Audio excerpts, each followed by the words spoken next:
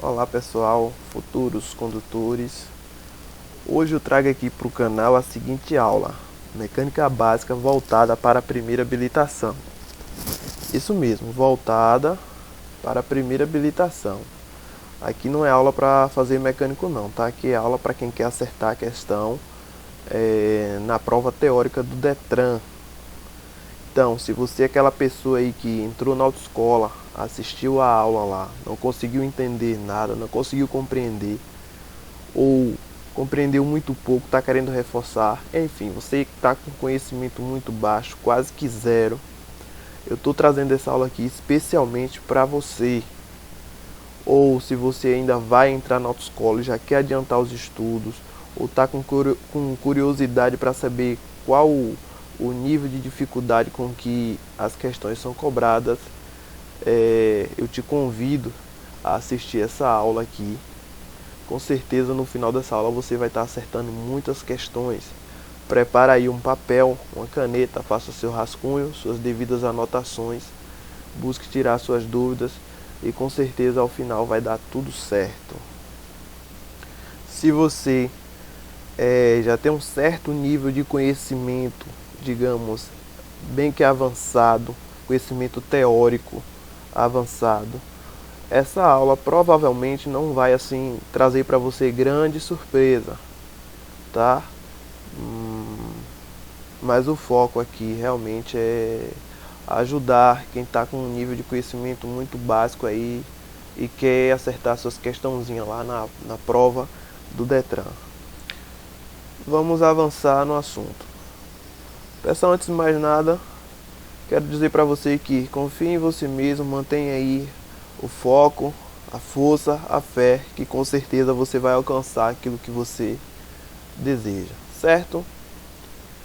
Pessoal, é muito comum ouvir alunos dizer que eu sou péssimo em mecânica, isso aí não é para mim, eu não consigo aprender nada, eu não vou aprender, eu fui fazer minha prova lá e não acertei aquela questãozinha ou duas questãozinhas de mecânica que apareceu na minha prova. Para você que está aí e que pensa dessa forma, que não consegue aprender, que isso não é para você, que você não sabe nada, eu queria dizer o seguinte: você tem que pôr na sua cabeça que o que vai ser cobrado lá na sua prova, uma, duas questões que vai aparecer na sua prova, não são questões práticas, são questão meramente teórica, com um nível de conhecimento muito básico, tá?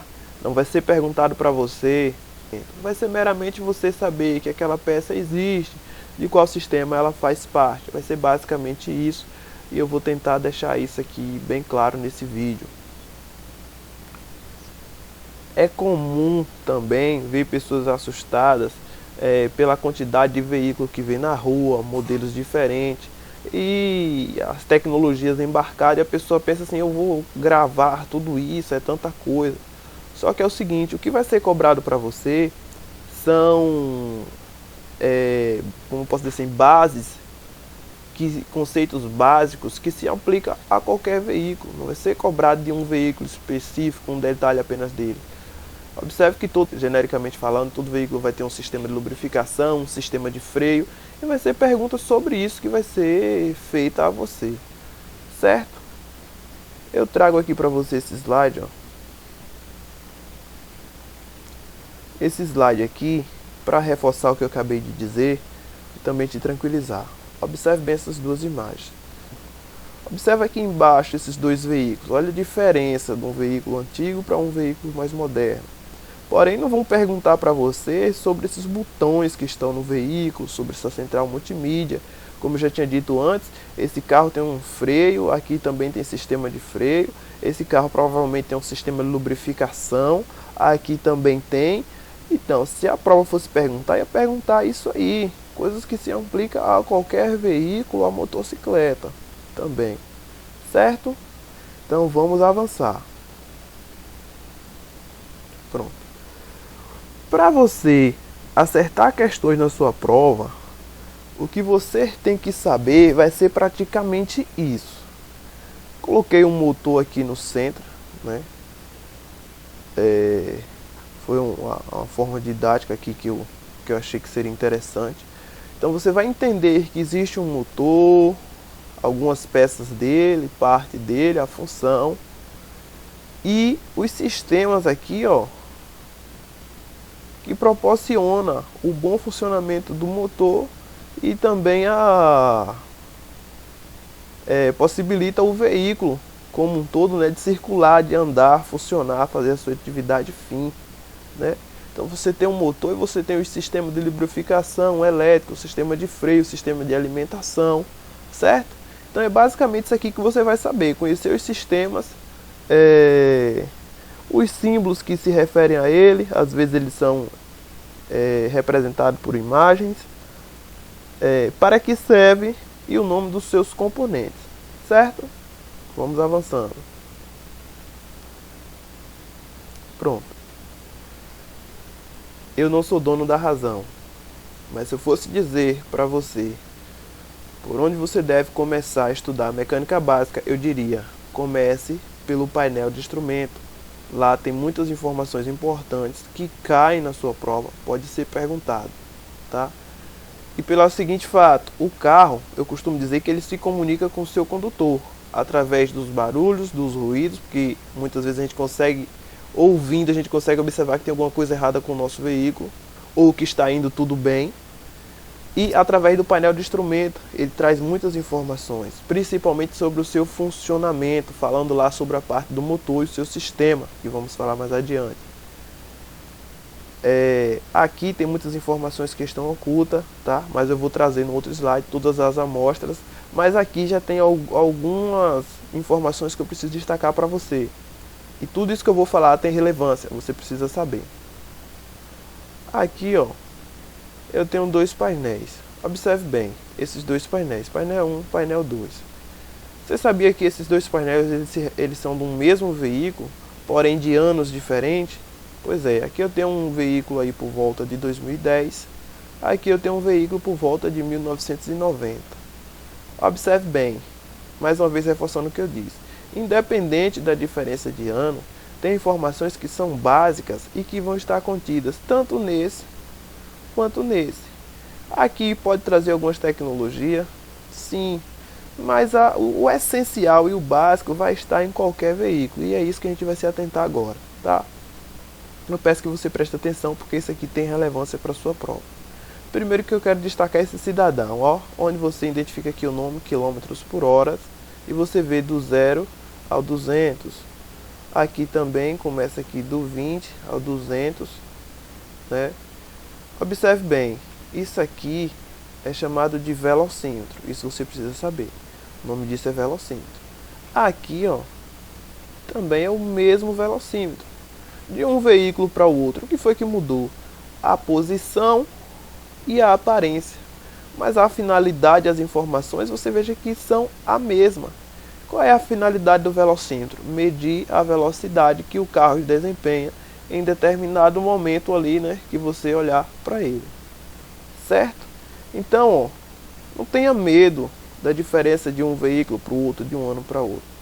Porque, ó, as diferenças são mínimas, são de coisas que não vão impedir de você acertar questões, não vão impedir você de conseguir dirigir um outro veículo de modelo diferente, de ano diferente, tá? As informações, ao grosso modo, vão estar ali de forma que você pode sim compreender. Já aqui, eu tenho, ó, em alguns veículos tem, outros não tem, mas eu preciso falar. O nome desse cidadão, geralmente ele vai se apresentar assim, de 1 até 8, de 1 até 10, 1 até 12, pode variar. Olha ele aqui também. E ele sempre vai trazer essa sigla, ó. Sempre traz.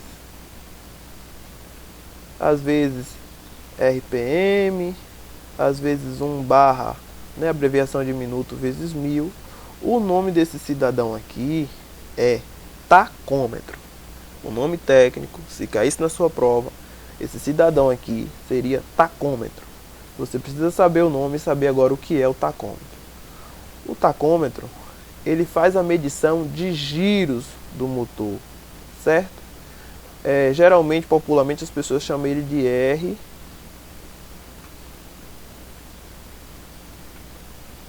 RPM, ou seja, rotações por minuto. Por quê? Essa sigla aqui é da forma de medida do funcionamento do seu veículo. Observe, qual é a forma de medir velocidade? Quilômetros por hora, quilômetros por segundo. Qual é a forma de medida do seu peso? É quilo, gramas, decigramas. E qual é a forma de medir da altura? Metro, centímetros, decímetros. E qual é a forma de medir o esforço ou o desempenho do seu veículo, do motor do seu veículo? Rotações por minutos, certo? Por isso que alguns carros trazem esse ponteiro aqui, esse instrumento, para você observar como é que seu motor está trabalhando, qual é o esforço que ele está desempenhando, para ajudar você aí na conservação, né? Não está destruindo o seu motor. Pessoal, eu não vou dar explicações muito técnicas, eu vou dar uma explicação simples para você entender que no seu carro possa ser que tenha um tacômetro, que ele mede as rotações do seu veículo, e as rotações é a forma, né, de medir digamos assim, o esforço que o seu motor está fazendo, certo? Algumas pessoas chamam de RPM, outras pessoas chamam de contagiro, né? São 3 formas diferentes de se referir à mesma coisa, RPM, contagiro, mas para sua prova você leva aqui o nome é tacômetro, certo? Que ele mede aí as rotações do seu motor. Outro ponto relevante para a nossa prova é esse aqui, ó. Observe bem esse cidadão aqui, esses numerozinhos, ó. Esse outros aqui embaixo. Esse cidadão aqui, ó, é o mesmo esse. Ó. Que foi que mudou a aparência, né? Aqui tá digital e aqui tá analógico. E a finalidade é a mesma. Você precisa saber o nome, qual é a função dele. O nome desse cidadão aí é odômetro, certo? Nota aí, odômetro. O que é que o odômetro faz? Ele mede os quilômetros, os metros, a distância que o seu veículo já circulou durante a vida dele, certo? Essa é a funcionalidade do odômetro. Porém, você divide o odômetro em 2. Você tem o odômetro total e você tem o odômetro parcial. O que seria o odômetro total? Você entende como odômetro total aquele que começa a contar desde o primeiro metro que o seu veículo andou até o dia ali atual, sem haver possibilidade de você alterar esses números, ou seja, de zerar eles, né? Já o parcial, você tem a opção, isso daqui está até zerado, ó, você tem a opção de zerar quando você queira. Exemplo, você está aí no shopping e quer saber qual a distância do shopping até a sua casa. Então, quando você for retornar, provavelmente você vai apertar, vai ter algum botão que você vai acionar. Esse botão vai zerar, esses números vão zerar, e quando você chegar em casa, você vai conseguir visualizar qual a distância que teve da sua casa, do shopping até a sua casa, certo? Então, eu tenho 2 odômetros, odômetro total e odômetro parcial, e a diferença foi essa que eu falei. Muito bem. Pronto. Aqui tem outras informações aqui que são importantes, referentes a esses símbolos, porém eu vou tratar dele no próximo slide. Aqui o que eu queria realmente explicar, eu já expliquei, se for preciso eu retorno aqui no slide. Aqui, ó, mais um painel agora de um outro modelo de veículo, de um outro fabricante. Mas observe bem, com um pouquinho aqui de observação você ia conseguir descobrir tudo, ou com uma explicação de alguém você iria aqui entender o painel tranquilamente. Aqui eu tenho, ó, o velocímetro. Pessoal, você não precisa conhecer o modelo de cada carro, de cada velocímetro não, tá? Vocês precisam saber realmente que existe uma coisa chamada velocímetro e a funcionalidade dele, saber que existe um tacômetro e a funcionalidade dele, certo? Mas aqui falando, já que está aqui eu tenho o velocímetro. Que mudou aqui, o outro era através de um ponteiro, né?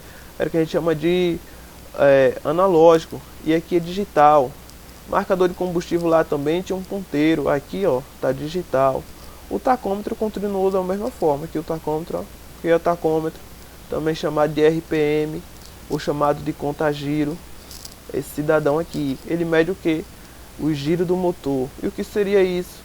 É a forma de medida, né, digamos assim, do esforço que seu motor está desempenhando em um determinado momento. Observe que o ponteiro está em zero, provavelmente esse carro está desligado. Quando alguém ligasse ele ia subir aqui para 1,5, ia ficar aqui entre 1 e 2.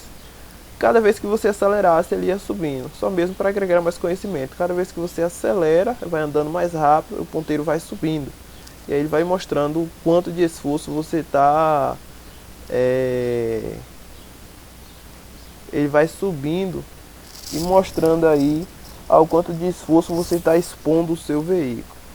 E para conhecimento aqui, ó, rotações por minuto, já tinha dito, né? Rotações por minuto. Observe que ele traz um vezes 1000, ou seja, a leitura aqui não é 1, é 1000, 2000, 3000. Como o fabricante não ia colocar, né, esse número todo, então ele colocou 3 aqui abreviado e especificou aqui embaixo que você deve fazer essa leitura, né, de vezes 1000, certo?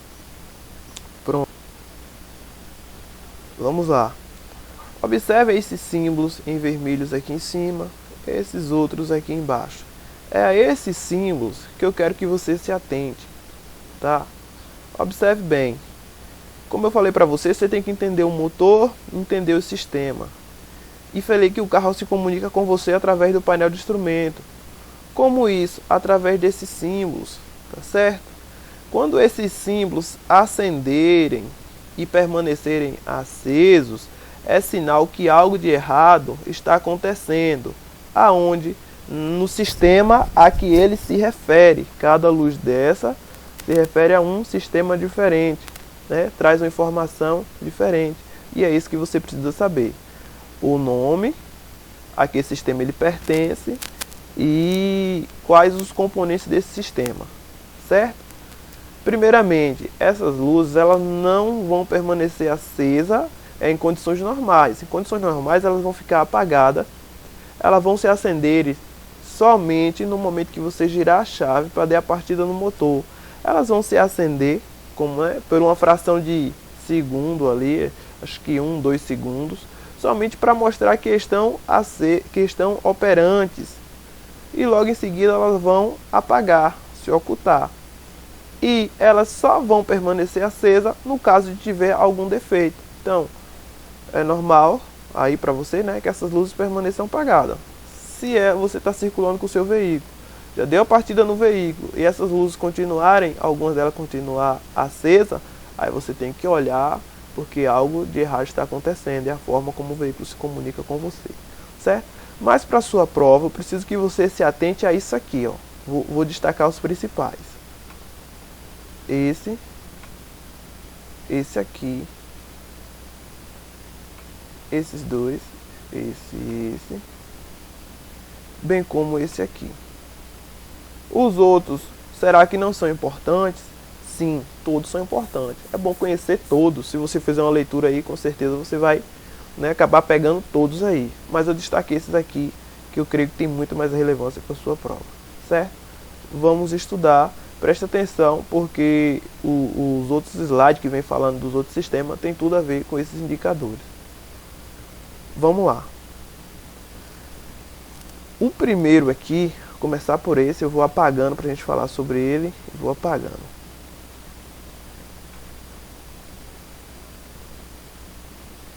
Esse aqui, ó, o nome dele, o nome técnico dele, esse que você precisa saber. Infelizmente você precisa saber o nome técnico.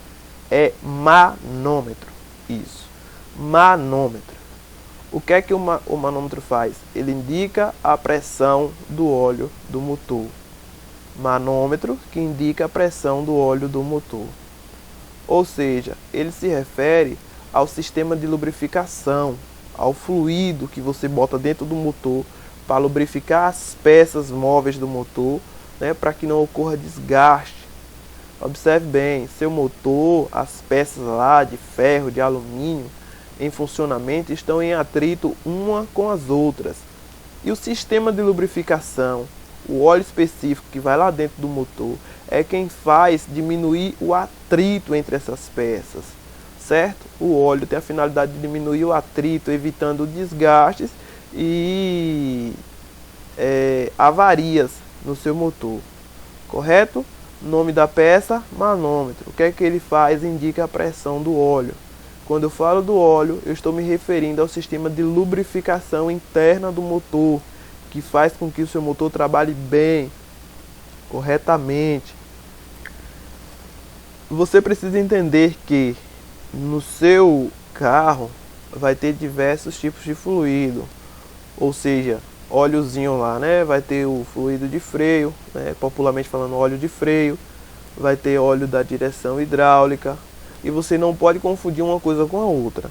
Esse sistema aqui, tá? Se caso ele vir acender, provavelmente você está com problema nesse sistema de lubrificação interna, tá? Do desgaste de peça. Você não vai confundir com freio, com óleo de direção hidráulica, não. Aqui é só óleo do motor, correto? Vou seguir aqui para o próximo. Aqui, ó, observe bem. Você já deve ter visto falar em grau Celsius, em grau Fahrenheit, e ali você está vendo o que se fosse um Fzinho e uma marezinha, tá? Eu estou falando assim para ajudar na assimilação, ajudar você aí a lembrar. O nome desse símbolo aqui é termômetro, ok? Termômetro. Termômetro faz o que? Ele mede a temperatura do seu motor. É isso mesmo. Você tem que entender que seu motor ele trabalha sempre quente. É normal que seu motor trabalha com temperatura, né? Porém, essa temperatura ela tem que ser controlada. O fabricante lá, quando construiu o seu motor, ele dá um jeito lá de embutir um sistema para controlar a temperatura. O seu motor vai estar quente, mas ele tem um limite.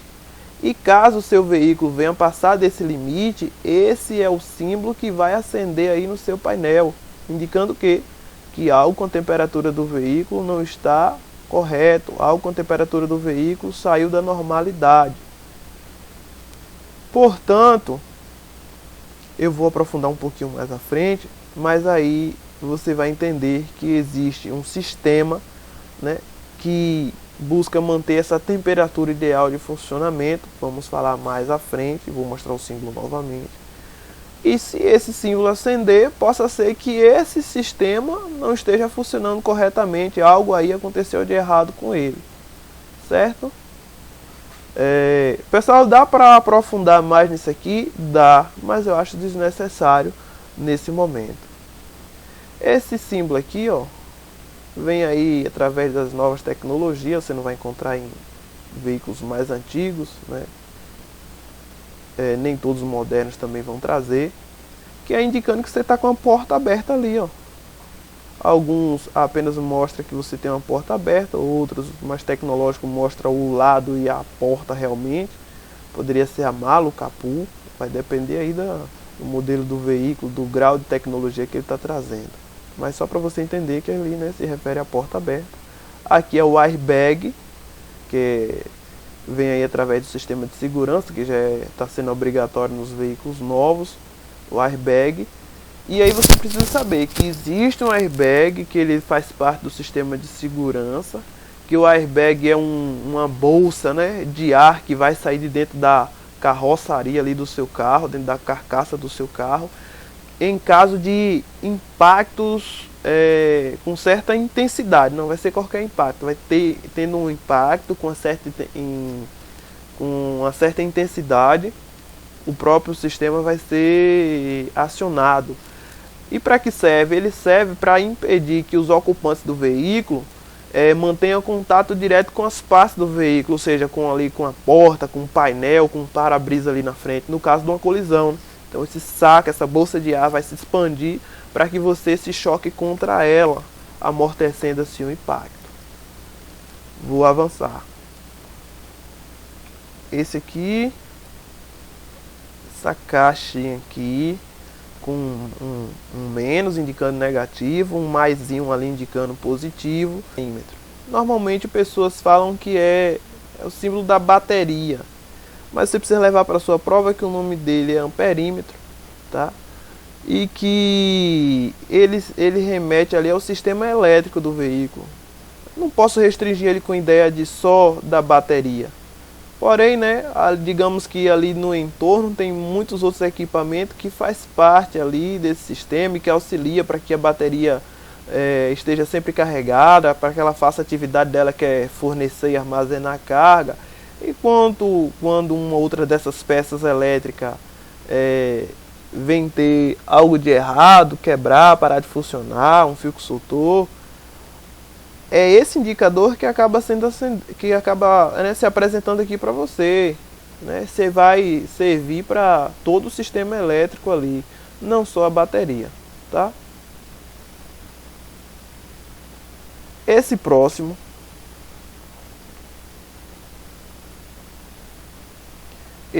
aqui, ele é o indicador do sistema de freio. Talvez você me pergunte, você tem um nomezinho técnico para ele? Não. Você vai entender, basta você entender que essa luzinha, ó, tem um pneuzinho aqui dentro, tem umas barrinhas aqui querendo segurar esse pneu. Então você entende aqui, ó, que isso aqui seria o pneu, só para simular, isso aqui seria o pneu, tem algo aqui tentando segurar esses pneus. Quem é que faz isso no seu carro? Quem é que para as rodas do seu veículo? Sistema de freio, tá? Então é isso que você vai lembrar, que esse indicador se refere ao sistema de freio, correto? Mais para frente eu vou falar do sistema de freio, mas de antemão você precisa só entender que essa luz aqui se remete ao sistema de freio. Algo errado, freio com desgaste, um vazamento de óleo, essa seria a luz que iria se apresentar para que você entendesse que algo de errado está acontecendo com o seu sistema de freio. Você aí tem duas formas de acionar o freio do seu veículo. Você tem o chamado freio de estacionamento, popularmente chamado de trava de mão, e você tem o freio de serviço, que seria aquele que você utiliza, né, pressionando com o pé, no caso dos carros, também com a mão no caso das motocicletas. E é o seguinte, se você por acaso deveria soltar a trava para andar com seu veículo, mas ela ainda está acionada, essa luz vai permanecer acesa até que você solte o freio de mão. Soltou o freio de mão, ela deveria apagar.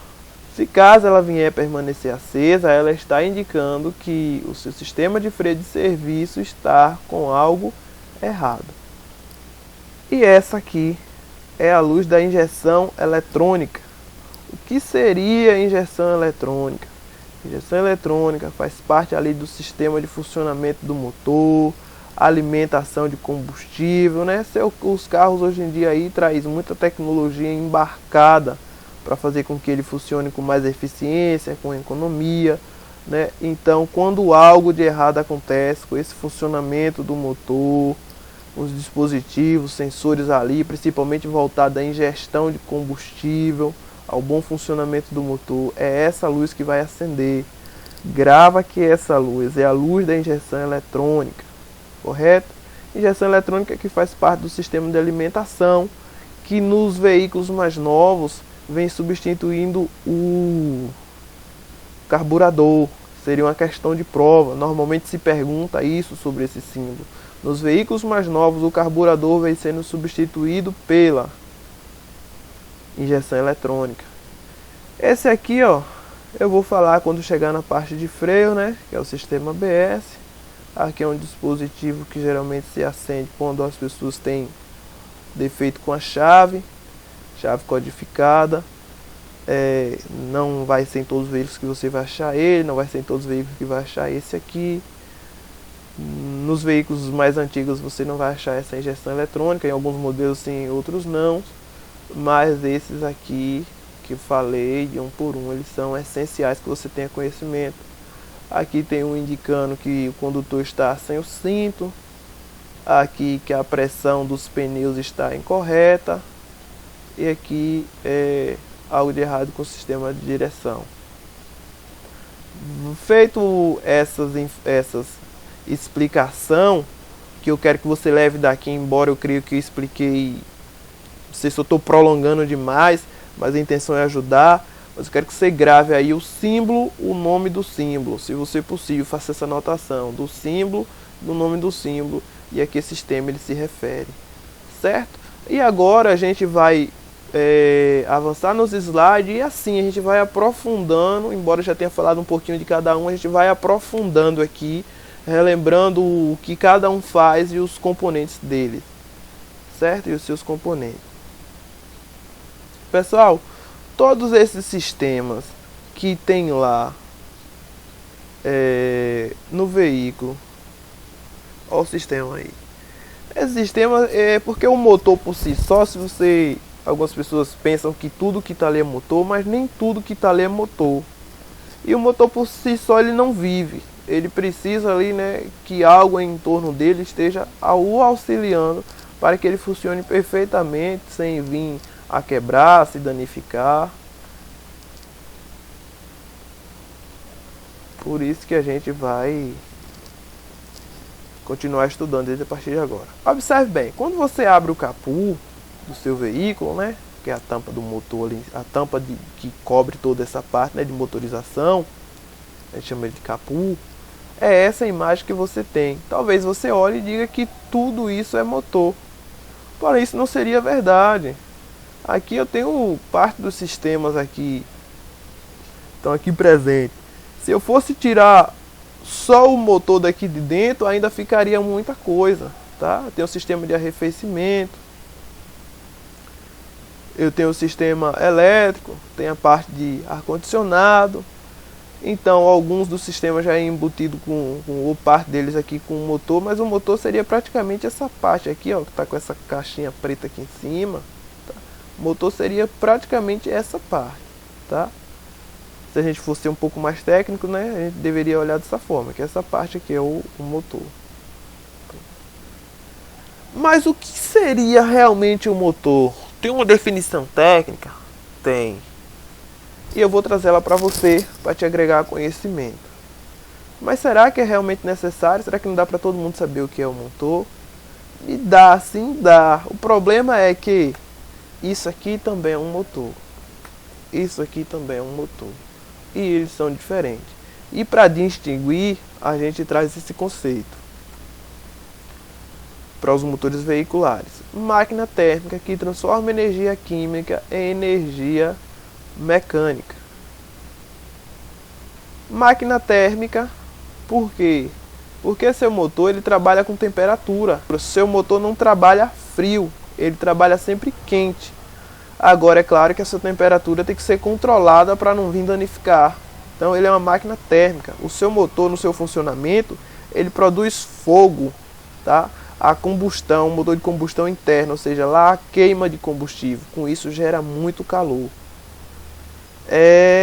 Então, essa queima aqui, né, que resulta no resultado químico, que é o que? A queima do combustível. Quando fala que transforma energia química, é porque ele pega ali a mistura de ar com combustível, ele queima, acontecendo ali uma reação química. E o resultado dessa reação aqui, da queima do combustível, é movimento. As peças se movimentam e esses movimentos, né, remete aqui a esse nome mecânico. Ou seja, máquina térmica com calor que transforma energia química, a queima do combustível, em movimento, energia mecânica. Certo? Espero que você tenha entendido. Aqui agora sim a gente vai entrar no assunto que você precisa aprender, que você vai precisar levar para a sua prova, tá? Vamos começar a parte de motor. Vai ser uma partezinha com uns detalhes, uns nomes chatos aí para quem não tem um contato de lembrar, mas é necessário que a gente venha porque muitas questões vêm dessa parte. Então, primeiro, vamos entender que o motor se divide em duas partes. Comecei, vamos lá. O motor se divide em duas partes e depois essas partes se subdividem. Quais são as duas partes? As partes fixas e as partes móveis. É assim que seu motor se divide. Se divide em partes fixas e em partes móveis. As partes fixas não é nada mais do que a carcaça do motor, tá? As grandes partes que se juntam, né? O corpo aqui do motor, ó, essa parte, essa outra parte, essa parte aqui de baixo, né? Os metais, as paredes do motor, essas são as partes fixas. E as outras partes são as móveis. Quais são as móveis? As móveis, elas vão dentro das fixas, são as partes que se movimentam. É como se fossem as engrenagens que faz realmente, que funciona, que sobe e desce, certo? Essas são as partes móveis. Porém, elas agora se subdividem e a gente vai falar de uma por uma. Isso cai e cai com força nas provas de Detran. Primeira parte fixa, chamada de cabeçote. Essa parte aqui, ó, essa parte que eu estou mostrando, não é essa última. Aqui teria uma outra parte, né, que está assim meio que transparente para ajudar a visualização da parte fixa. Mas isso aqui seria o cabeçote, essa partezinha aqui, ó, como se fosse um sanduíche, né, essa parte de cima aqui do sanduíche. É o cabeçote. A outra parte fixa é o bloco do motor ou bloco do cilindro, que é essa parte, ó, que é essa parte. Por que chamado de bloco do motor? Ele tem esse formato quadradão. Também pode ser chamado de bloco de cilindro, porque dentro dele tem esses buracos aqui, ó, que são, né, na forma cilíndrica, por isso chamado de bloco de cilindro, certo? E aqui embaixo tem uma parte chamada de cárter, que nada mais é do que o reservatório de óleo. É a última parte que fecha o motor por baixo, que serve de tampa ali por baixo. E todo o líquido do motor, quando ele está reservado, né, quando o motor está com certo tempo parado, ele acaba escorrendo e fica reservado aqui embaixo. Com que o motor funciona, esse fluido ele é impulsionado para as partes de cima do motor, certo? Para lubrificar as peças que se movimentam. Anota aí, tá? E as partes móveis são as partes que vão aqui dentro. E aí as partes móveis são os pistões, também chamado de êmbolos, a biela e esse eixo aqui, ó, que vai passando aqui todo torto. Isso aqui é o único eixo. Eixo virabrequim ou árvore de manivela. Veja bem, isso aqui não é uma única peça. Isso aqui são 3 peças que estão formando um conjunto. Elas se separam. Então, tem o pistão, biela e eixo virabrequim ou árvore de manivela. E essas peças são as peças móveis que vão dentro do motor e que se movimentam. Porém, não são as únicas peças móveis, tá? Eu tenho aqui em cima, vocês podem ver umas válvulas, tem um outro eixo aqui, também são peças móveis. Eixo de comando de válvula, as próprias válvulas. Eu tenho essa peça aqui chamada de volante do motor. São peças que se movimentam, certo? Então veja que é uma definição que o nome aqui é estranho, mas que dá para entender que as fixas são as partes rígidas, essas ferragens, né, do motor, própria estrutura, e as móveis vão aí dentro do motor, que são o que faz realmente o motor funcionar. Vamos avançando. Cada peça dessa ela tem uma função ou acontece algo aqui, e a gente tem que entender isso também. Entender que são partes fixas, partes móveis, como elas se subdividem e o que vai dentro de cada uma aí, qual a função de cada uma, o que acontece com cada uma. Aqui eu tenho a imagem do cárter, que é aquela peça que eu mostrei que vai embaixo do motor, tá? O cárter, quando é cobrado, geralmente cobra-se apenas que ele é o reservatório de óleo, que é a tampa do motor. Ou seja, né, pela parte de baixo, ele veda o motor pela parte de baixo e ele serve como reservatório para o óleo. Lembra que você tem um sistema de lubrificação?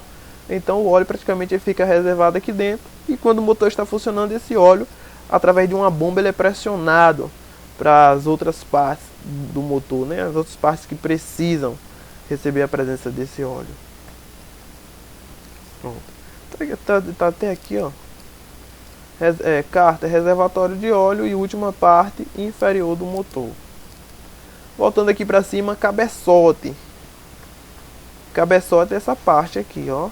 Tá em cima, né, na cabeça, chamado de cabeçote.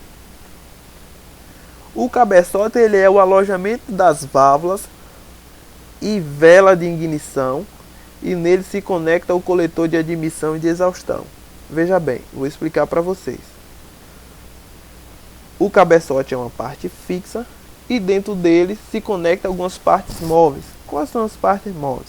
Temos umas pecinhas chamadas válvulas. Ela vai aqui, dentro do cabeçote, né? O eixo de comando de válvulas, que comanda o funcionamento, já que são muitas válvulas, tem um eixo que comanda esse funcionamento. Então tem o eixo de comando de válvulas, vai no cabeçote. Eu tenho os retentores, guias de válvulas, vão aqui também dentro do cabeçote. Eu tenho uma pecinha que solta fogo dentro do motor, solta uma fagulha chamada de vela. Ela também se conecta aqui pelo cabeçote, certo? E eu falei ali de coletor de admissão, coletor de exaustão. Observe bem, aqui é onde vai entrar o combustível. Então vai ter, digamos que tem umas mangueirinhas que acabam de trazer o combustível para se conectar aqui dentro do motor. Essas mangueirinhas são chamadas de coletores, né? Coletor para injetar para dentro. Então tem o coletor de admissão, que é a parte pelo qual o combustível entra. Do outro lado eu vou ter o coletor de exaustão, que é a parte onde sai já o resultado da queima, ou seja, que seria ali a fumaça ou o ar já queimado, né? Sai pelo outro lado. Então um lado coletor de admissão, o outro lado coletor de exaustão. Já pegando, quem controla essa entrada lá para dentro agora é a válvula. Quando a válvula se abre, o combustível entra. Quando ela se fecha, o combustível já não entra mais. Porém, essa válvula que controla a entrada é chamada de válvula de admissão. E aqui você vai ter o coletor de admissão. Porém, do outro lado, eu vou ter uma válvula que se abre depois que o combustível já foi queimado, para que os gases ali, né, resultado da queima, se saia. Então, essa válvula lá que se abre, se fecha para controlar a entrada e a saída dos gases, na verdade, é a válvula de exaustão. E sai pelo coletor de exaustão, certo? O próximo, o bloco de cilindro. Bloco do motor, ou bloco de cilindro, é o alojamento dos pistões com seus anéis, a biela, parte do eixo virabrequim, e é onde acontece a queima do combustível. Essas peças, olha elas bem aqui, ó, tá vendo? Esse eixo, esse conjunto todo, ele está aqui. Então ele está suspenso, mas quando esse bloco descer para se ajuntar com o cárter, né, para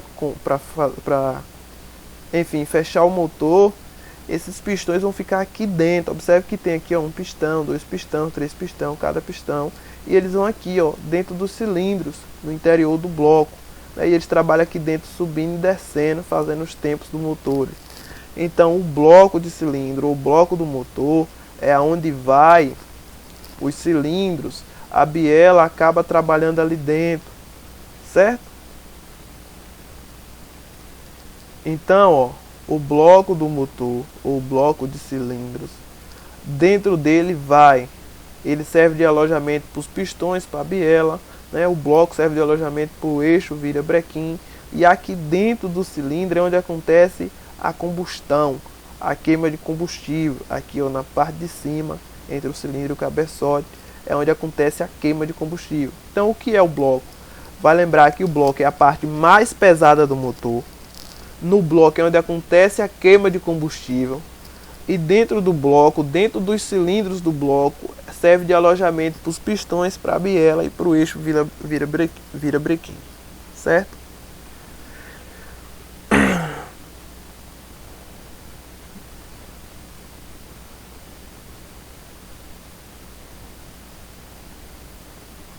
Aqui é a visão do eixo de comando de válvula.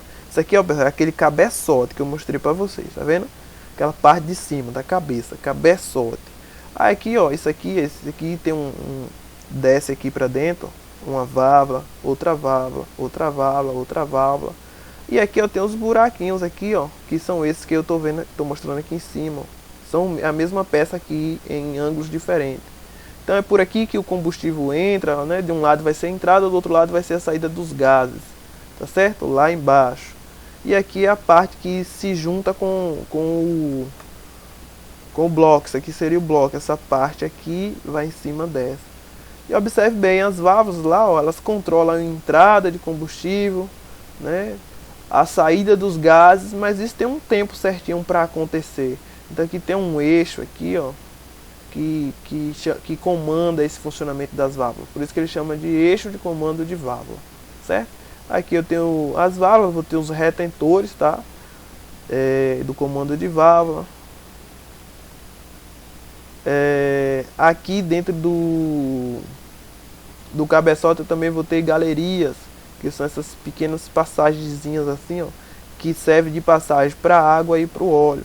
Ou seja, o óleo e a água ela não vai andar assim por esse cilindro, não vai passar assim nesse espaço que tem assim no motor. A água e o óleo ele circula pelas paredes, ó. E o que é que serve o óleo? O óleo ele vem lá de baixo e tem que chegar aqui em cima para lubrificar essas peças que se movimentam, as válvulas, o eixo de comando de válvula, para que eles não se desgastem, né? Que eles trabalham aqui numa velocidade enorme por segundo. São metais, senão iria ocorrer desgaste. Então o óleo é sempre esguichado em cima dessas peças, tá? E como o motor ele faz queima de combustível, ele produz fogo, ele acaba esquentando muito. Então a água, ó, ela percorre aqui, ó, pelas paredes do motor para diminuir a temperatura. A gente vai ver detalhado essa parte aí quando chegar no sistema de arrefecimento. E aí mais uma vez, né, a foto do bloco. Então aqui dentro é onde fica o pistão subindo e descendo, né, ligado à biela, fazendo os 4 tempos do motor, e é bem nessa parte que acontece a queima de combustível, certo? O combustível vai ficar, né, entre aqui o pistão, entre o cabeçote. Aqui é onde as válvulas, aqui é a parte de cima da válvula, aqui é a parte de baixo da válvula que controla a entrada de combustível para dentro do cilindro. Tem outro buraquinho aqui, ó, que é onde vai as velas. As velas é que solta a fagulha, ou seja, a centelha, para que o combustível que vai estar aqui pegue fogo.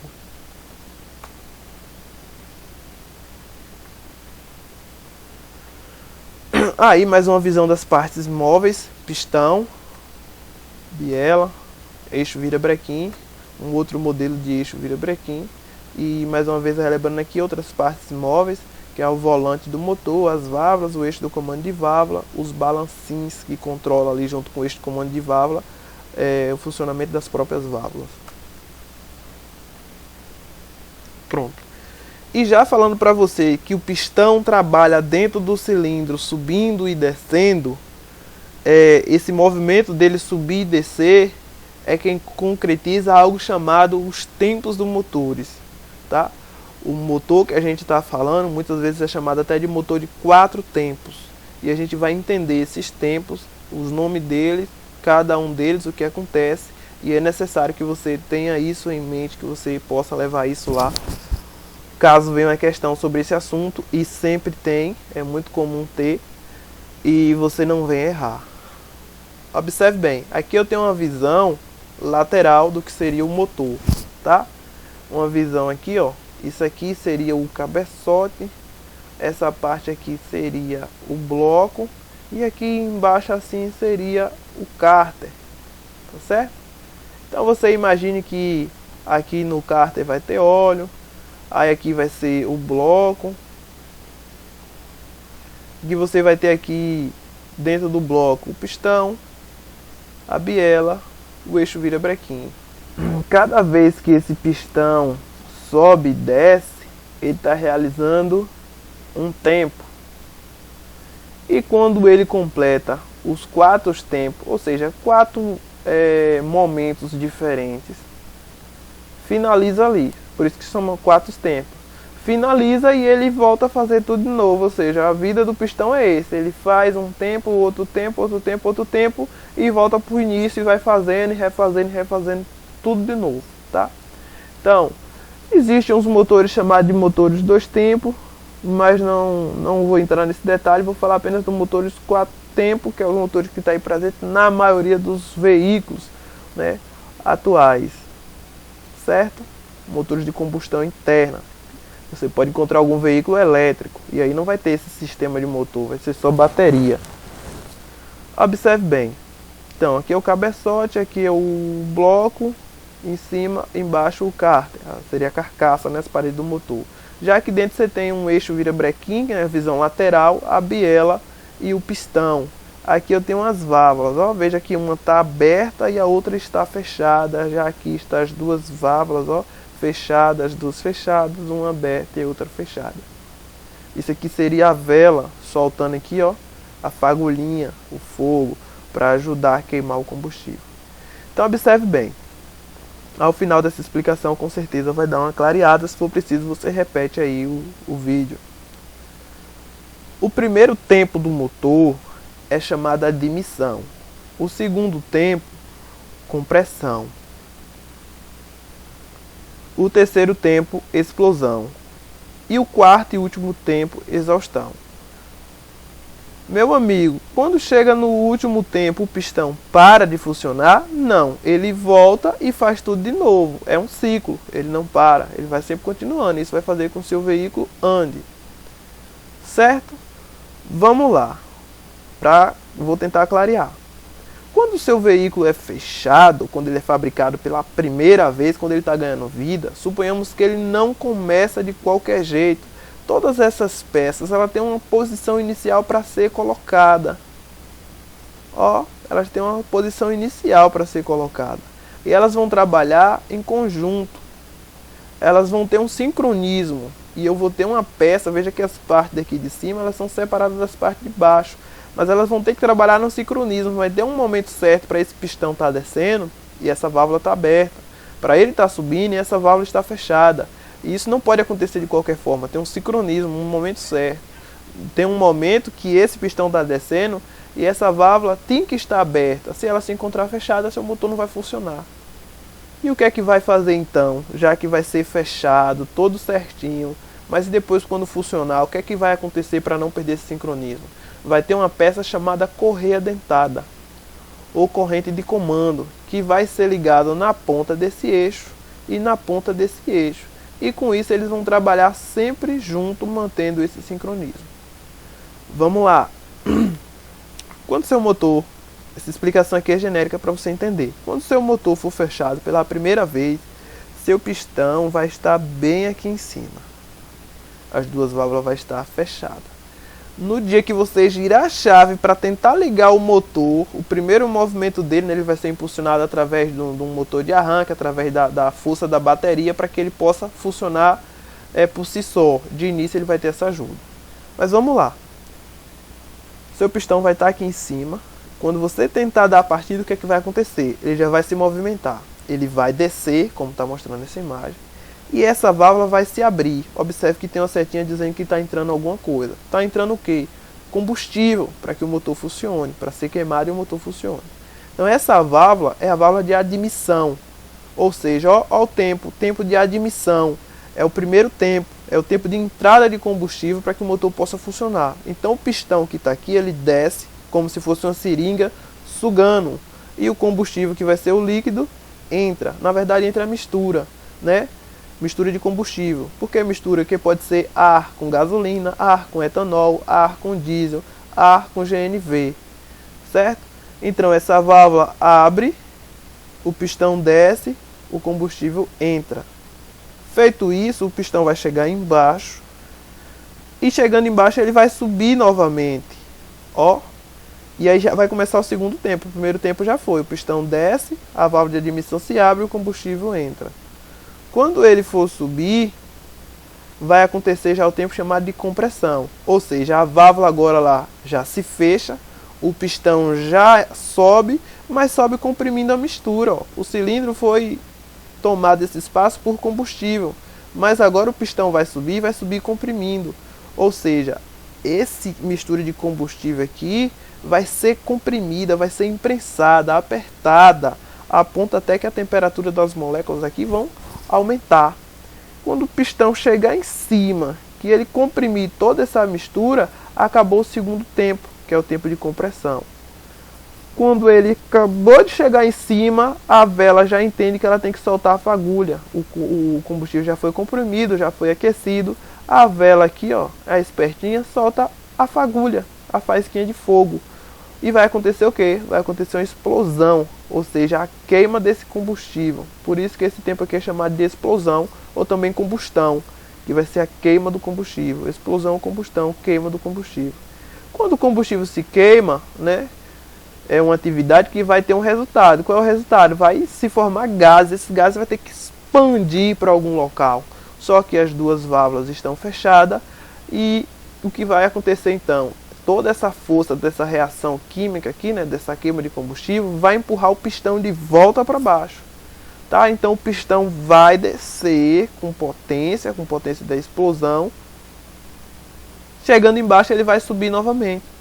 Porém, quando ele sobe, os gases, né, aqui ó, os gases vai ter empurrado ele para baixo e vai estar os gases queimados aqui dentro. Então ele desce, só que quando ele sobe o motor já entende que os gases já foi queimado, que o combustível já foi queimado, só tem lá gases, que é a hora da válvula de exaustão ou válvula de escape se abrir para permitir que esses gases vá embora pelo escapamento do veículo, certo? Que é o tempo chamado de exaustão, é o tempo que o pistão sobe e joga os gases para fora, é o tempo chamado de exaustão. Feito isso, o que é que vai acontecer? Vai se repetir tudo novamente. O pistão acabou de chegar em cima, jogando os gases para fora. Quando ele descer, já vai descer acontecendo isso aqui novamente. Essa válvula já vai se fechar, essa outra vai se abrir e isso aqui vai acontecendo esse ciclo. Por isso, ó, primeiro tempo, segundo tempo, terceiro tempo. Então, ó, pelo nomezinho aqui você já vai matando, ó, admissão, compressão, explosão, exaustão. Isso aqui é uma ordem, você tem que gravar essa ordem. Primeiro tempo, admissão. Segundo tempo, compressão. Terceiro tempo, explosão ou combustão. E quarto tempo, exaustão. O que é que acontece na admissão? O pistão desce, sugando o combustível. Mas para isso a válvula de admissão, a válvula que permite a entrada de combustível, tem que se abrir. Segundo tempo, as duas válvulas fechadas e o pistão sobe comprimindo todo a mistura de combustível, e no terceiro tempo é onde ocorre a queima do combustível, a explosão, e no quarto tempo os gases são expulsos para fora do pistão e o ciclo continua. Esse ciclo aqui, ó, esses tempos é quem dá vida ao seu motor. Então observe bem, quanto mais você acelera, mais rápido esse pistão trabalha subindo e descendo. Então quanto mais você acelera, mais ele sobe e desce, mais essas engrenagens aqui, ó, as partes móveis se movimentam. Quanto mais você acelera, mais combustível vai ser jogado para dentro da câmara, mais forte vai ser a explosão. Quanto mais forte é a explosão, mais forte esse conjunto aqui de pistão biela ele é jogado para baixo, ou seja, mais rápido ele trabalha. E qual é o resultado disso? É que todo esse movimento vai ser transferido para a roda. Ou seja, quanto mais você acelera, mais rápido isso acontece, mais rápido o seu carro anda. Todo essa explicação aqui, tudo isso que acontece nos quatro tempos, é quem vai dar movimento ao seu veículo. Correto? Vamos avançar. Pronto. Eu já expliquei para você que a montagem do motor não é feita de qualquer jeito. Quando ele está ganhando vida, ele tem uma posição inicial para ser colocado as peças. Imagina que você vai dançar forró com um colega, né? Cada quem tem que combinar para que lado nós vai primeiro, senão já vai começar errado, né? E aí você se pega na mão um do outro, encaixa o corpo. Observe bem, aqui você tem as partes de cima ali, o comando de válvula, as válvulas, e cá embaixo eu tenho o pistão, biela, eles têm que trabalhar no conjunto. Mas aqui no meio, veja que não tem nada assim. Como é que eles são ligados? Como já expliquei anteriormente, tem uma peça chamada correia dentada, em alguns carros corrente de comando.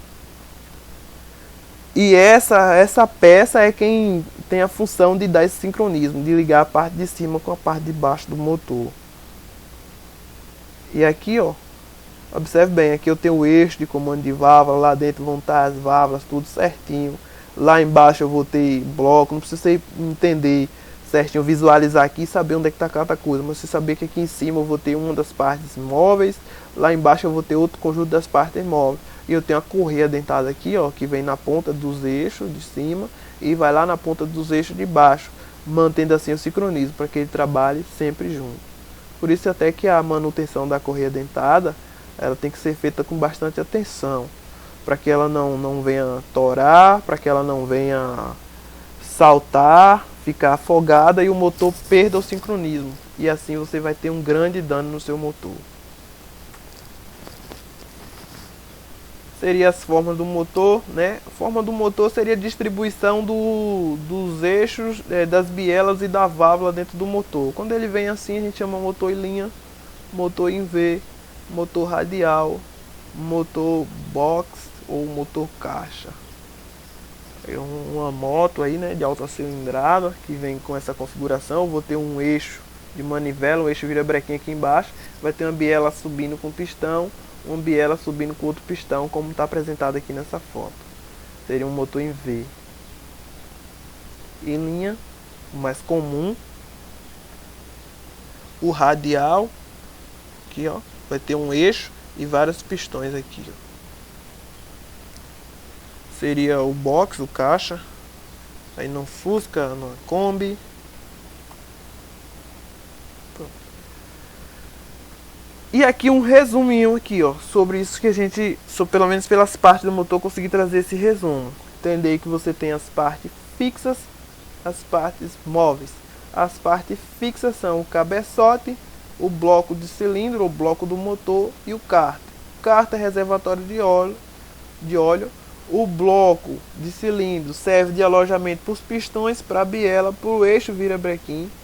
É onde ocorre a queima de combustível e lembrar, ela é a parte mais pesada do motor.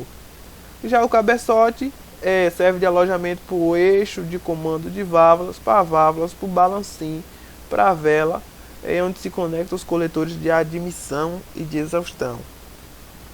E as partes móveis do motor, pistão, biela, eixo virabrequim, as válvulas, o volante do motor, os próprios balancins.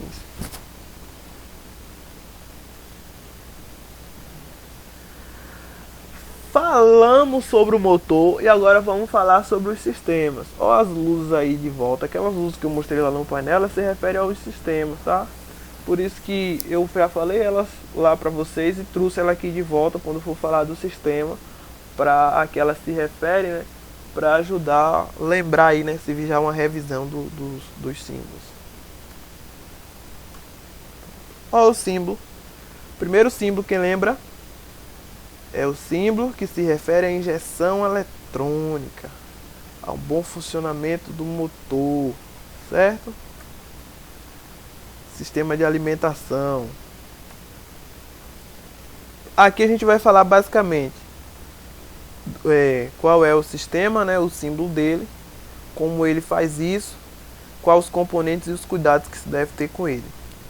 Função do sistema de alimentação é alimentar o veículo. Qual é o alimento do veículo? É a mistura, que pode ser oxigênio com gasolina, né? ar com gasolina, ar com etanol, ar com diesel, ar com GNV, e pode ser também um veículo flex, que aí vai ser ar com etanol e gasolina, né? Vai tudo junto no tanque, queima tudo ao mesmo tempo. Para quem tem essa dúvida de achar que o veículo que pega aí gasolina e etanol seria tanques separados, não, joga tudo dentro do tanque e o sistema do seu carro ele consegue queimar sem dificuldade alguma, tá? Então, como é que o sistema de alimentação faz isso? Ele leva o combustível do tanque até chegar dentro do cilindro para ser queimado, viu? Eu vou resumir aqui, eu vou falar só mesmo o básico. Então, o sistema de alimentação leva o combustível desde o tanque até o cilindro para ser queimado na câmara de combustão. E aí tá os componentes. Eu tenho o tanque de combustível, eu tenho uma bomba que vai dentro do tanque, que impulsiona o combustível pela tubulação para chegar no motor. Eu tenho a própria tubulação, né, como já disse. Eu tenho filtros, e eu botei aqui um doisinho para, né, eu não esqueci de falar para vocês que são 2 filtros aí. Eu tenho o próprio filtro de combustível que vai aqui, ó, no meio da tubulação, para o combustível que vem do tanque ser filtrado para reter impurezas. Só que minha mistura meu carro se alimenta, né, nosso veículo, de ar com combustível. Então eu tenho o filtro do combustível, mas também tenho o filtro de ar. Os dois já vêm, passa nos bicos injetores, né, os bicozinhos que injetam o combustível com pressão para dentro do motor. Então já falando aqui, os bicos injetores, né, o coletor de admissão é aquela, como eu falei, as mangueirinhas que acaba de trazer aqui, né? Pega nessa mangueira geral, acaba de pegar para passar para o bico injetor e jogado dentro do motor. O carburador ou a injeção eletrônica. Pessoal, o nome do sistema todo é injeção eletrônica, tá? Mas tem um módulozinho ali, uma partezinha que tem essa função de acabar de jogar o combustível para dentro. Tem uma pecinha lá que está substituindo uma chamada carburador. Nos carros mais velhos encontrava os carburador, era uma peça mais mecânica, com as molas. Enfim, o carburador tem a função de fazer a mistura da quantidade de ar com a quantidade de combustível correta para alimentar o motor, sem que falte, sem que vá em excesso. Porém, nos carros mais novos tiraram o carburador e esse comando é feito de forma eletrônica. Então essa centralzinha que faz isso é chamada também de injeção eletrônica, ou seja, injeção eletrônica de combustível, tá? Pode ser cobrado para você também qual as vantagens que esse sistema de injeção eletrônica traz, ou seja, mais eficiência, melhora o consumo no sentido de economia, né? E acaba acarretando também menos poluentes, né? Com certeza aí um carro que está consumindo menos combustível também vai emitir menos poluentes. O canister, aqui eu falei, grava aí o que existe esse cidadão com esse nome canister. E os cuidados, trocar os filtros, né, de acordo com o manual do fabricante, usar combustível de qualidade, evitar andar na reserva, enfim, resumindo tudo, manter o sistema bem regulado, para que não haja aí consumo de combustível em excesso, emitindo os poluentes. Também não tem falta, prejudicando o funcionamento do veículo. Com isso eu avanço ao símbolo sistema de lubrificação. O nome da peça é o que mesmo? Manômetro. Se refere ao que? A pressão do óleo, né? Ou seja, o sistema que vai lubrificar as suas partes móveis lá quando estão funcionando, o eixo, virabrequim, a biela, as válvulas, tá?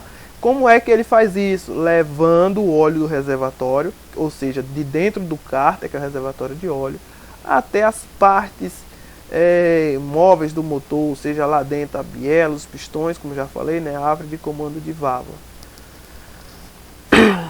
Quais são as peças que compõem esse sistema? O próprio cárter, que reserva o óleo, a bomba de óleo que injeta o óleo com pressão, pela tubulação, né, que fica essa tubulação, na verdade ela fica dentro das paredes do motor, dentro da carcaça, não é uma coisa que o óleo sobra assim pelo centro do motor, ele vai pelas paredes, pela carcaça. Radiador de óleo, algumas motos tem isso aqui, radiador de óleo.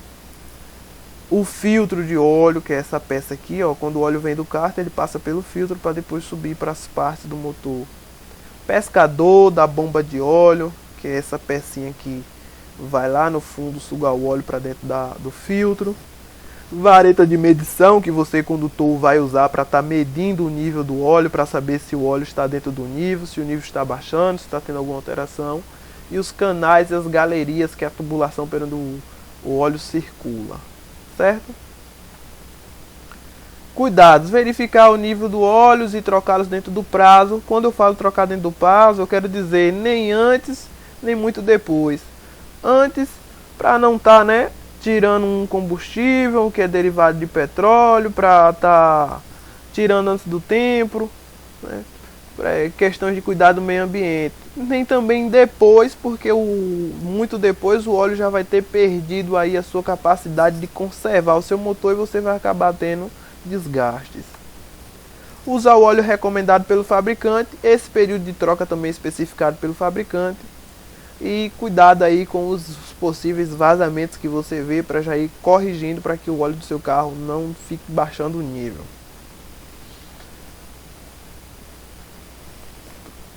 Quem lembra? Óleo Fzinho de Fahrenheit, termômetro, que mede o que? A temperatura do seu motor. Para que seu motor não aqueça demais, tem um sistema que controla, que ajuda a manter a temperatura ideal de funcionamento. Ele não vai manter o seu motor frio, ele vai manter a temperatura ideal de funcionamento. Ou seja, para que não eleve a mais do que o motor suporta. senão as peças vão derreter, vão fundir e vão acontecer o chamado bater o motor, que é o travamento das peças. Só que você precisa saber que existe dois tipos de arrefecimento. Primeiro, na verdade, você não pode confundir arrefecimento com refrigeração. Vou dar um exemplinho bem fácil aqui, bem simples mesmo, só mesmo para clarear quem venha ter essa dúvida. Refrigeração, né? Resfriamento, refrigeração é quando você, exemplo, você pega algo que está na temperatura ambiente e dá um jeito de fazer essa temperatura baixar muito mais, que é o que você faz com a sua geladeira, com o ar-condicionado. Você usa o ar-condicionado para pegar o quê? O ar que está em temperatura ambiente e colocar ele muito mais baixo. Já arrefecimento é pegar algo que está acima da temperatura ambiente e tentar controlar, ou seja, trazer mais para próximo da temperatura ambiente, certo? Então é isso que acontece com o seu carro. Seu carro acaba ficando muito quente e o sistema de arrefecimento tenta trazer ele mais para próximo do sistema da temperatura ambiente, tá? E aí você tem duas formas hoje de sistema de arrefecimento. Vocês têm a sistema a ar e a sistema a água. A ar geralmente é nas motos. As motos aí de média, baixa cilindrada, acabam não usando água. Quando você está andando, a próprio ar ali, o contato do ar com o motor, ele já consegue fazer esse controle de temperatura. Já nos veículos é usado o sistema a água, onde você vai ter lá como os componentes um reservatório de expansão, um reservatório d'água. Você vai ter uma bomba para fazer essa água circular com pressão. Você vai ter a válvula termostática, é a válvula que identifica se a temperatura do seu motor já é necessária já para liberar água, se já é necessário liberar água. Entenda, o seu motor, a água não fica circulando lá 24 horas, não fica circulando o tempo todo. Essa água circula, controla a temperatura.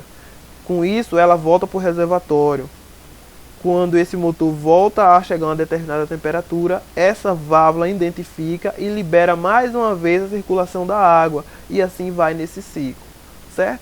Então você tem um radiador, que é mais ou menos essa peça aqui, onde a água vai percorrendo em movimentos laterais. E enquanto essa água está circulando em movimentos laterais, tem um ventilador aqui, que a gente chama de ventoinha, que vai ali, né, pressionando para vento contra essa água para que ela diminua a temperatura, já que ela veio quente do motor, né, que é chamado de ventoinha esse ventilador. Falei ventilador, seria a ventoinha.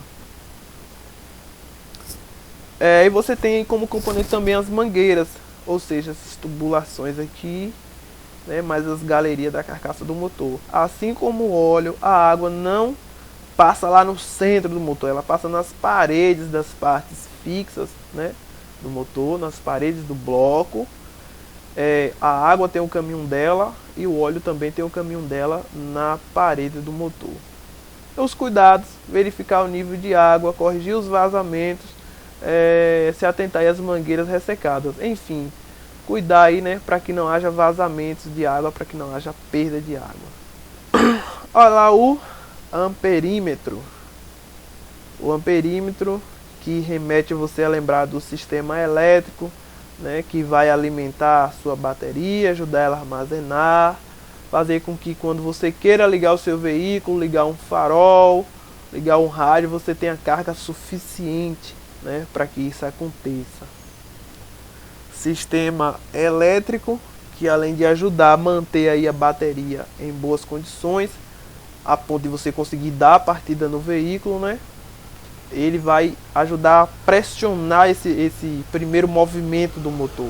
Sistema elétrico, sistema de ignição, faz com que você possa, através da carga elétrica vindo da bateria, você consiga dar o primeiro giro no motor, fazer com que aconteça aqueles primeiros 4 tempos, e o motor ligue, e dali em diante ele não vai mais estar pegando carga da bateria, ele vai funcionar por si só, queimando ali o combustível.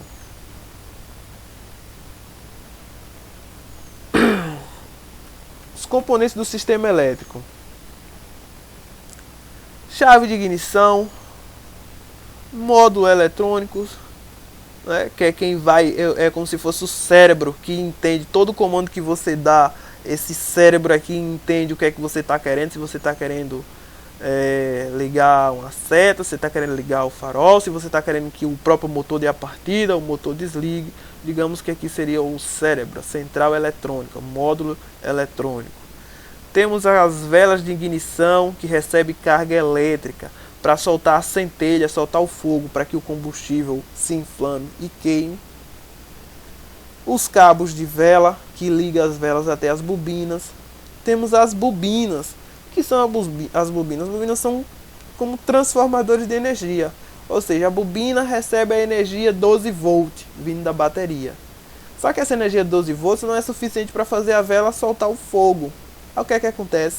Essa bobina ela transforma essa energia 12 volts em carga muito maior e manda para a vela. Se você colocar o seu dedo no cabo de vela e mandar alguém dar a partida, você vai levar um baita de um choque. Porém, se você tiver um dedo lá no fio da bateria, você não leva choque algum. Porque no cabo de vela a energia já passou pela bobina e foi transformada em carga muito maior. Temos aí a própria bateria, os fusíveis e o alternador. Alternador é um gerador de energia no próprio carro. Como assim? Quando você vai dar a partida, toda a carga vem da bateria para que o motor possa dar a partida, para que ele possa ligar o motor.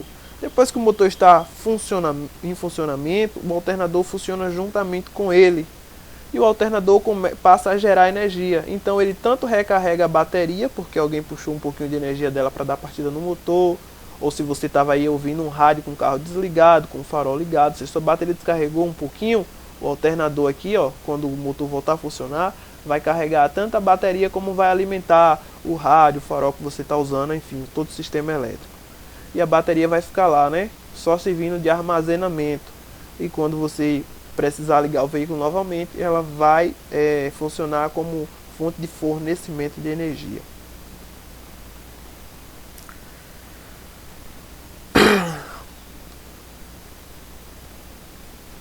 Cuidados aí, verificar, né, sempre aí os cabos de bateria, se não está com crosta, com sujeira. Tem bateria que tem um líquido dentro e você verificar aí como é que está o nível desse líquido. Fazer aí o check-up eletrônico de acordo com o que o fabricante, seu mecânico aí indicar, né. Aqui é uma dica que eu sempre dou atenção a realizar chupetas, que é quando alguém está com a bateria totalmente descarregada e liga os cabos na bateria de outro veículo. Possa ser que você acabe trocando as posições do cabo e aí vai ter prejuízo. Tem que ser negativo com negativo, positivo com positivo. Só uma dica. E aqui mais uma vez os componentes.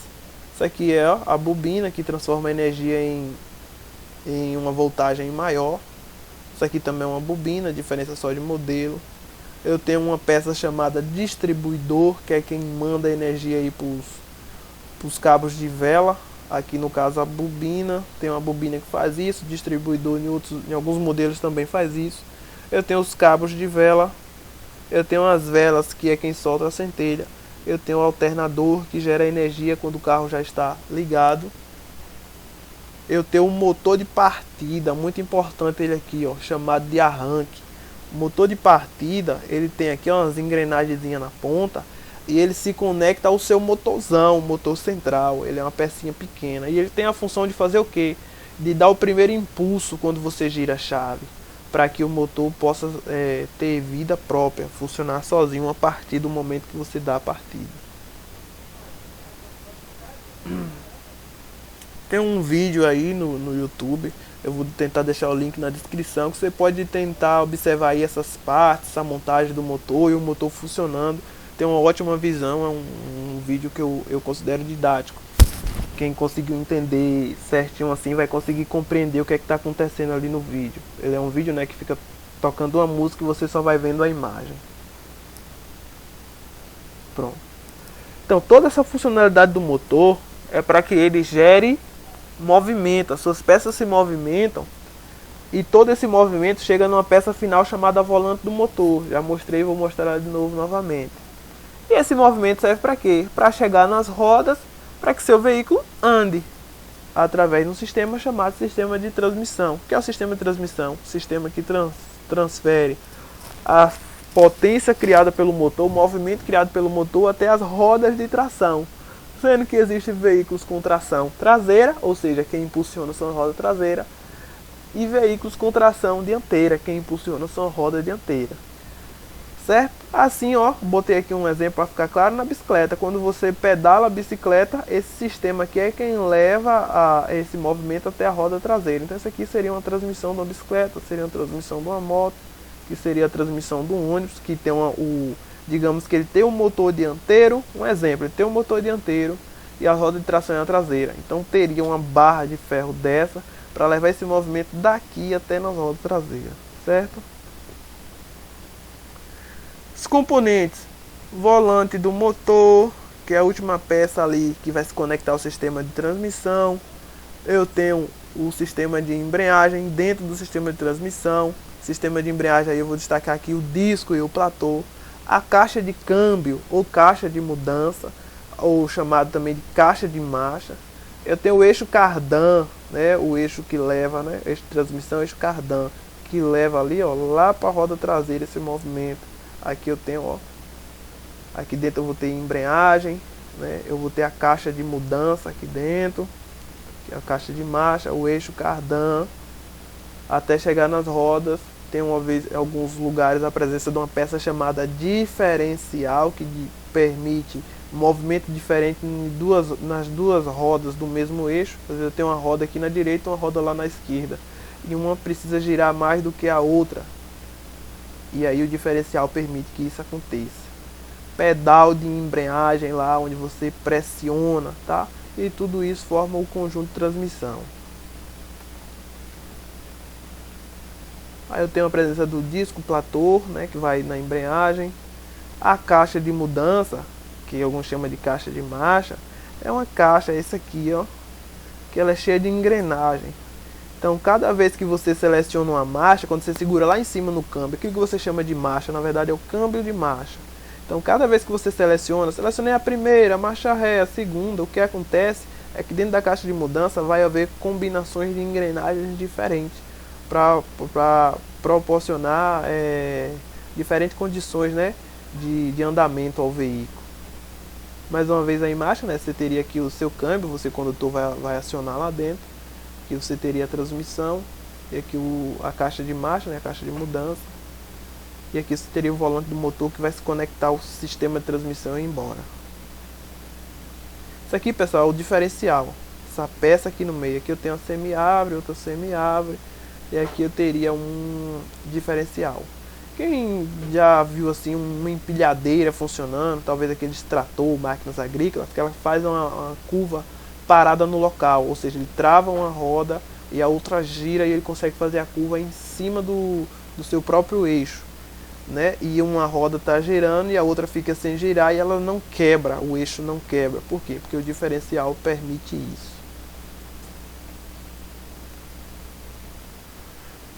Você vai ter o câmbio, e aí você tem os tipos de câmbio manual, né? Você tem os câmbios automático e semiautomático. Qual a diferença? Não vamos entrar nesse detalhe, que ficaria muito puxado, mas você entender que tem o câmbio manual, onde você seleciona as marchas, né? E o automático, o semiautomático, onde ele tem um sistema interno, onde você não vai ter a presença da embreagem. Você seleciona apenas se quer ir para frente ou para trás, e apenas vai acelerar e frear. Seria basicamente isso. Sistema, ó, de freio. Olha a roda querendo rodar, olha as barrinhas querendo segurar e querendo impedir, ou seja, sistema de freio, certo? Função do freio é diminuir a velocidade ou parar o veículo ou manter ele estacionado, né? Observe bem. Quais são os tipos de freio que você tem? Você tem o freio a disco e o freio a tambor. Por que leva esse nome? A própria imagem aqui fica bem clara. Aqui você tem a roda, né? Aqui, ó, roda. O disco vai aqui preso na roda e você tem aqui esse dispositivo, certo? E o disco passa no centro dele. Aqui eu estou tendo a visão lateral, mas o disco, olhando de frente, passa por dentro desse dispositivo. Cada vez que você pressionar o pedal de freio, a manete de freio, aqui dentro ó, tem duas pecinhas chamadas pastilha, que elas vão ser pressionadas contra o disco, com isso fazendo a roda parar. Esse é o tipo do freio a disco. Já no freio a tambor, aqui está a roda, no centro você tem esse cubo. E o sistema de freio está aqui dentro, no centro do cubo. Cada vez que você pressionar o pedal ou a manete, duas sapatas vão se expandir, pressionando-se contra o cubo, fazendo com que o veículo pare o movimento ou diminua o movimento de acordo com a quantidade que você está aí pressionando. Aqui a visão frontal, ó. Eu tenho, aqui seria a roda, estaria aqui, e aqui eu tenho o disco. Isso aqui seria essa peça, vendo ela de frente. Então aqui eu tenho um pistão, aqui eu vou começar aqui, ó. Tem uma mangueira que está cheia de óleo. Cada vez que você pressiona o pedal ou a manete, o óleo é pressionado dentro dessa mangueira e chega até aqui, ó, nesse pistão. Esse pistão acaba empurrando, sendo empurrado para frente e vai levando essas pecinhas azul, chamada de pastilha. A pastilha acaba pressionando o disco e assim ele para, certo? Já no tambor, essa visão aqui vai estar aqui dentro, no freio a tambor. Cada vez que você pressionar a manete ou pressionar o pedal, essas lonas aqui, essas partes aqui é um dispositivo de cerâmica, ele se expande, se abre, acaba se tendo contato com o cubo e a roda da mesma forma diminui ou para a velocidade. Então tipo de disco, eu tenho os tipos de freio, disco a tambor, que vai ser a presença do disco com pastilha ou tambor com lonas. Sistema de acionamento, você tem o freio mecânico, tipo aqui ó, na moto, um tipo mecânico, acionei, um cabo de aço puxa e ele vai aqui, seria um freio mecânico, né? Hidráulico, aqui seria hidráulico porque cada vez que eu pressiono a manete vem uma pressão de óleo, é um freio até que você não vai fazer muito esforço, porque o hidráulico vai facilitar, né? Ele vai fazer o serviço mais pesado, mas vai ser a partir do acionamento de óleo, dentro do fluido de óleo dentro de uma mangueira. Tanto que você vai ter o fluido de freio. E você tem o elétrico. Aí você só iria mesmo pisar no pedal e o comando elétrico era quem ia ver lá a quantidade que ele ia diminuir a velocidade na roda.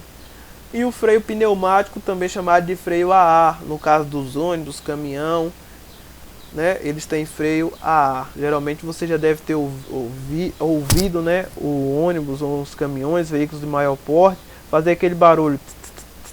Talvez você não saiba, mas aquele é o sistema de freio dele, que é a ar.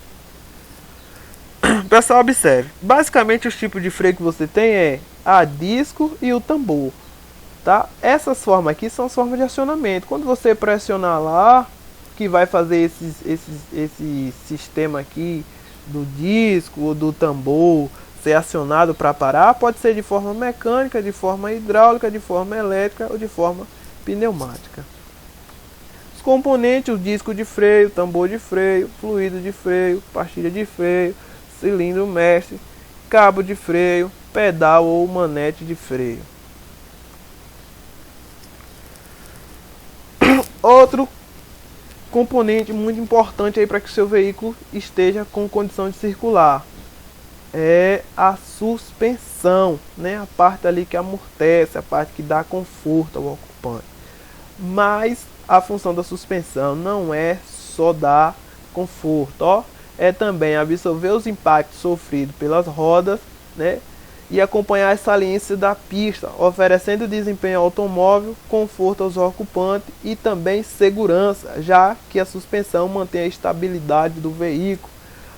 Por isso até que é infração de trânsito, você chegar lá, cortar a mola, arrancar o amortecedor, enfim, rebaixar o veículo fora do que a legislação venha permitir, ou de modo aí que a legislação não permita. Então quando você está andando lá na pista, aqueles buracos, as irregularidades, a suspensão é quem te ajuda. Se você tiver com a suspensão ruim, fica muito difícil conseguir controlar o carro sobe, desce, o carro não anda em linha reta, entendeu? É muito difícil você conseguir manter o carro e andar ele com uma certa velocidade e com segurança, caso você esteja com a suspensão danificada.